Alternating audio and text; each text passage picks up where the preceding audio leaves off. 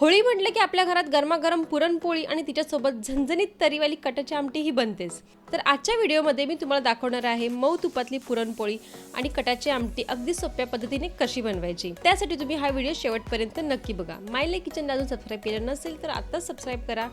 तर सर्वात आधी इथे मी 1/2 किलो चणा डाळ घेतली आहे। ही डाळ अगोदर स्वच्छ धुवून आपल्याला किमान 1 तास तरी पाण्यामध्ये चांगली भिजत ठेवायची। तर इथे मी डाळ 1 तास अगोदर भिजत ठेवली होती। आता ही डाळ मी पाण्यासहितच कुकरमध्ये ॲड करते। त्यात एक छोटा चमचा तेल, थोडीशी हळद टाकायचं, चांगलं मिक्स करायचं आणि कुकरचं झाकण लावून आपल्याला ही डाळ मस्त मऊ होईपर्यंत शिजवून घ्यायची आहे। तर इथे डाळ शिजते तोपर्यंत आपण पोळीसाठी लागणारं पीठ देखील मळून घेऊया। तर इथे एका परातीमध्ये गव्हाचं पीठ आणि मैदा देखील मी घेतलाय। त्यात थोडंसं चिमूटभर मीठ घालूया आणि हो, पीठ मळण्यासाठी आपण जे पाणी वापरणार आहोत त्यामध्ये अगोदरच थोडीशी हळद टाकून मिक्स करायची आणि त्याच पाण्याने आपल्याला हे सगळं पीठ मळून घ्यायचं आहे। पीठ जास्त घट्ट नाही मळायचं कारण पोळ्यांना थोडंसं पातळच पीठ लागतं। पीठ मळून झालं की त्याच्यावर थोडंसं तेल टाकून पुन्हा हे पीठ चांगलं मऊ करून घ्यायचं। तर इथे आपलं पीठ तर मळून झालं। एका हवाबंद डब्यात मी आता हे पीठ ठेवते। आपण अर्धा तास तरी किमान हे पीठ चांगलं भिजून द्यायचं।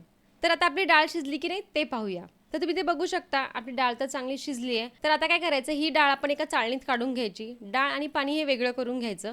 हे डाळीचं पाणी आपण आमटीसाठी यूज करणार आहोत, तर हे मी बाजूला ठेवून देते। आता शिजलेली डाळ आपल्याला पुरण यंत्रणेतून चांगली वाटून घ्यायची आहे। डाळ जितकी स्मूथ तितकं पुरण देखील आपलं मस्त बनतं। पुरण तर वाटून झालंय, आता याच्यामध्ये आपण गूळ टाकून घेऊया। तर इथे मी 1/2 किलो चणा डाळ घेतली होती, त्यासाठी थोडा कमी मी 1/2 किलोच गूळ घेतलाय। तर तुम्ही इथे गोडीप्रमाणे तुमच्यानुसार गूळ ॲडजस्ट करू शकता कमी जास्त। तर एका कढईमध्ये आता ही वाटलेली डाळ आणि गूळ घालून घ्यायचं आहे। त्यात थोडंसं चिमूटभर मीठ टाकायचं आणि मध्यम आचेवर आपल्याला हे मिश्रण सतत हलवत चांगलं गरम करून घ्यायचं आहे। आता यामध्ये थोडीशी सुंठ पावडर, वेलची पूड घालून घ्यायची। यामुळे काय होतं, पुरणाला आपल्या मस्त सुगंध येतो। तर तुम्ही ते बघू शकता मिश्रण आपलं हळूहळू असं घट्ट होत चाललंय। पुरण तयार झाले की नाही हे ओळखण्यासाठी तुम्हाला मी एक सोपी ट्रिक सांगते। तर काय करायचंय, पुरणामध्ये असं चमचा उभा करायचा। तर चमचा आपला सरळ उभा राहिला तर समजायचं आपलं पुरण अगदी परफेक्ट झालंय। तर तुम्ही ते बघू शकता इथे माझं पुरण छान तयार झालंय। पुरण थंड होऊन द्यायचं आणि लगेच अशा पोळ्या तयार करून घ्यायच्या। तर परत सुरुवातीला काय करायचं, एकदा हे पीठ आपल्याला चांगलं पोलपाटावर मऊ करून घ्यायचं। त्यातलाच एक छोटा गोळा घ्यायचा, मस्त त्याची वाटी करून घ्यायची, भरपूर सारं त्यात पुरण भरून घ्यायचं आणि हलक्या हाताने असं बंद करून उंडा तयार करून घ्यायचा। आता हलक्या हाताने ही पुरणपोळी आपल्याला छान अशी लाटून घ्यायची आहे। आणि हो, पोळ्या लाटताना ना अजिबात घाई नका करू, कारण प्रेमाने जर आपण पोळी लाटली ना ती कधीच फुटत नाही असं म्हणतात। तर इथे साईडला मी तवा अगोदरच गरम करून घेतलाय। आता ही लाटलेली पोळी आपण तव्यावरती टाकून घ्यायची आणि दोन्ही बाजूंनी मस्त तूप किंवा तेल लावून अशी खरपूस भाजून घ्यायचे। तुम्ही ते बघू शकता आपली पोळी इथे अजिबात फुटलेली नाहीये, छान अशी फुलून आली आहे। तर इथे आपली मऊ लुसलुशीत खमंग अशी पुरणपोळी तयार आहे। आम्ही मायलेकींनी सगळ्या पोळ्या अशा फटाफट इथे करून घेतल्यात। तर इथे आपल्या गरमागरम पुरणपोळ्या त्या तयार झाल्याच आहेत। आता त्यासोबत लागणारी झणझणीत खमंग आणि चविष्ट अशी कटाची आमटी म्हणजे सार कसा बनवायचा ते पाहूया। तर सगळ्यात आधी आमटीच्या वाटण्यासाठी लागणारं साहित्य पाहूया। तर इथे मी खोबऱ्याचे छोटेसे काप करून घेतलेत, तसंच एक कांदा स्लाइस करून घेतलाय, थोडंसं आलं, लसूण, कोथिंबीर, 2 ते 3 लवंगा आणि काही मिऱ्या घेतल्यात। तर आता हा सगळा मसाला आपल्याला आधी छान भाजून घ्यायचा आहे। तर सर्वात आधी इथे मी गॅसवरती एक तवा ठेवलाय, त्याच्यावरती आता आपण तेल घालून घेऊ आणि सगळ्यात अगोदर आपल्याला खोबरं भाजून घ्यायचं आहे। तर खोबरं आपलं छान असं ब्राऊन कलर येईपर्यंत मस्त भाजून घ्यायचं आहे। आता त्याच तव्यावरती आपल्याला कांदा देखील छान भाजून घ्यायचा आहे। कांदा हलकासा ब्राऊन व्हायला लागला की त्याच्यामध्ये आलं, लसूण, कोथिंबीर हे सगळं आपण जे मसाला घेतला तो सगळा एकत्र टाकून चांगला भाजून घ्यायचा आहे।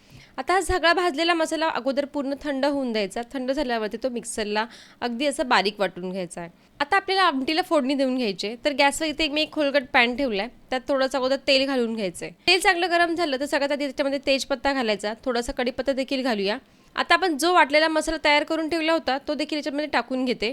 आता हा मसाला आपल्याला तेलात चांगला परतवून घ्यायचा आहे।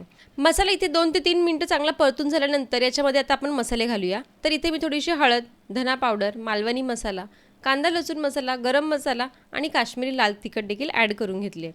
आता सगळे मसाले एकत्र करून मध्यम आचेवर चांगले परतून घ्यायचे। मसाल्यातून तेल सुटायला लागलं की समजायचं आपला मसाला इथे चांगला भाजला गेलाय। चवीनुसार आपल्याला मीठ देखील ॲड करून घ्यायचं। आता यामध्ये आपण आधी जी डाळ गाळून घेतली होती त्याचं जे पाणी काढून ठेवलं होतं ना ते घालून घ्यायचंय आणि आपलं जे नॉर्मल पाणी आहे ते देखील तुम्ही ते मध्ये ॲड लगेच करू शकता। तुम्हाला जितकी आमटी हवी त्यानुसार तुम्ही पाण्याचं प्रमाण कमी जास्त करू शकता। आता वरतून ती शिजलेली डाळ आहे ती देखील याच्यामध्ये घालून घ्यायची, यामुळे आपल्या आमटीला चांगली चव येते। आता सगळं एकदा नीट मिक्स करून घ्यायचं आणि आमटीला मस्त अशी उकळी काढून घ्यायची। एकदा आमटीला उकळी आली की बारीक गॅस करून आपली आमटी छान अशी 5 ते 10 मिनिटं उकळत राहून द्यायची। शेवटी वरून भरपूर कोथिंबीर घालून घ्यायची आणि बघा तर तयार आहे आपली पुरणपोळीसोबत खायची झणझणीत खमंग तर्रीवाली अशी कटाची आमटी. खरं सांगते ही गरमागरम पुरणपोळी आणि ही आमटी यापेक्षा भारी कॉम्बिनेशन असूच शकत नाही. आता होळीला तुम्ही देखील अशा पद्धतीने पुरणपोळी आणि अशी कटाची आमटी एकदा करून बघा, मला कमेंट करून सांगा. आणि माय लेक किचनला अजून सबस्क्राईब केलं नसेल तर सबस्क्राईब करा. आणि माय लेक किचनतर्फे तुम्हा सगळ्यांना होळीच्या खूप खूप शुभेच्छा.